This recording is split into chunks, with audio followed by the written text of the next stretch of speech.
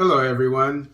Today is Thursday, February 24th, 2022. Zim DRC railway firms pursue partnership deal. You can tell this is taken from a Zimbabwean newspaper, Zim, because Zim is the common term for Zimbabwe. Newsday is the newspaper this article is taken from. The Democratic Republic of Congo, DRC, railway giant Société Nationale des Chemins de Fer du Congo, SNCC, yesterday toured National Railways of Zimbabwe, NRZ, facilities to assess how the two firms could enhance their transportation systems. Officials said SNCC was keen on refurbishing NRZ's high-sided wagons to bolster bulk cargo shipment between Harare and Kinshasa. In case you didn't know, Harare is the capital of Zimbabwe, or Zim, if you will, and Kinshasa, of course, is the capital of the DRC. So what we see here is that they want to work on cross-border transportation by means of railway.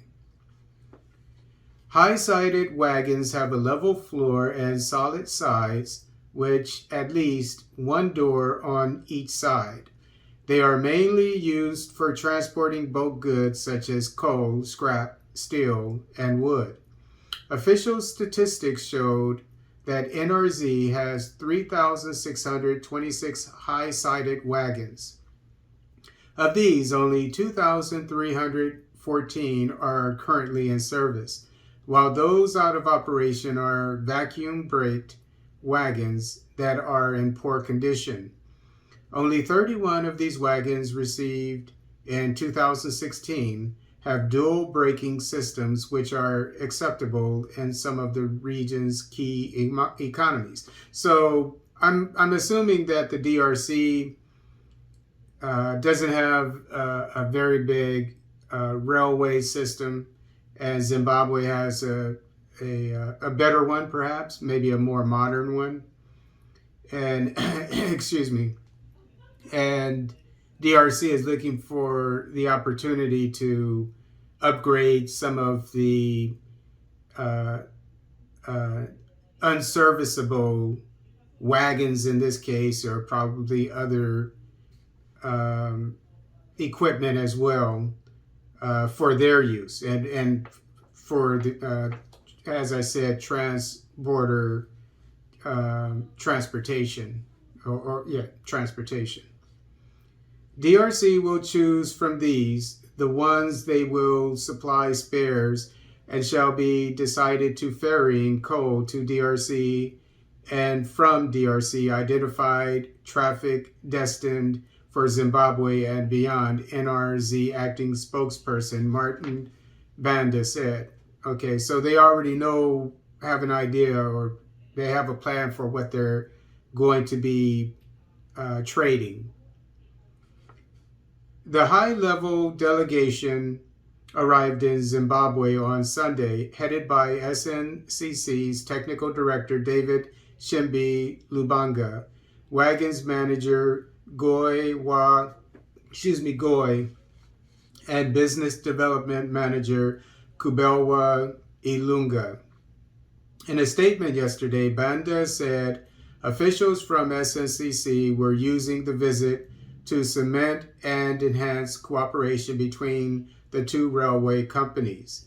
Banda said the visit came hard on the heels of the signing of a memorandum of agreement between NRZ General Manager Respina Zinyanduko and SNCC Director of Operations Mark Manyanga Dambo in Bulawayo last month.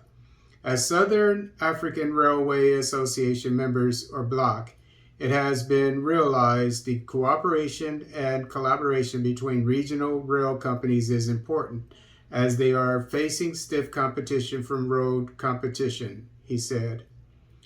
I assume they're talking about trucks. This has invoked the desire to promote the economic transformation of each country as well as a regional economic transformation through provision of innovative, seamless, reliable, and cost-effective logistics solutions for goods and passengers. I don't care how good the roads and the trucks are, a railway will always be. I'm not an expert on transportation, but I'm assuming a railway will always beat it in terms of speed and efficiency, and probably saving money as well. I mean, they don't obviously have this right now, but the railroad between Djibouti and Ethiopia is electric, designed and built by the Chinese. So I'm assuming that that's very cost effective.